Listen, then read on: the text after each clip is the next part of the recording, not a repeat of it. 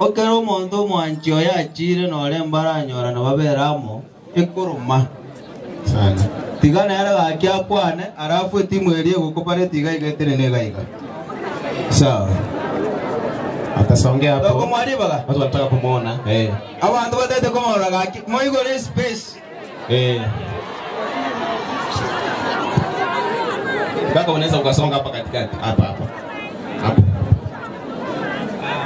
naomba kuchukua fursa hii kuwashukuru. Weka kidude karibu na mdomo kidogo. Naomba kuchukua fursa hii kushukuru wote. Tutulie rende ndio tusikie bila anaongea.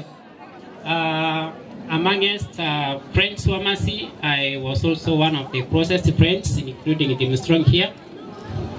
Na jana tumefanya kazi kubwa sana. Maybe pengine nikianza kuongea kuhusu Mercy ni mengi sitaongea ambayo siwezi kumaliza saa hizi. Kwa hivyo niseme kwamba mbona mnaona marafiki zake wanamulilia hivi. Maybe niweze kutoa ushuhuda kidogo kuhusu Mercy. Mercy ni msichana ambaye alikuwa rafiki mzuri kwa njia ipi? Ni msichana ambaye wewe kama ni rafiki wake, not only me, hata marafiki wengine hapa.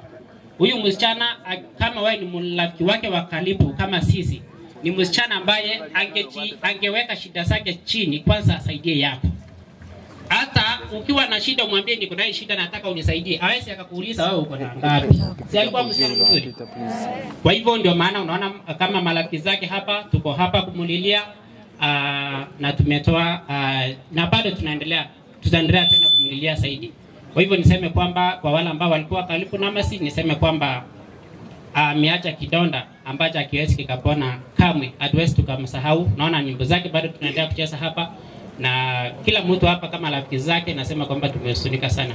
Naomba kuwashukuru kwa kuwa watulivu na kwa hayo majaji. Najua program ni mingi kwa hivyo sitaongea mingi. Naomba kuwashukuru nyote na waliotoa mchango kabisa. Kwanza unajua tulifika huko tukapata Chenesa ni mbaya.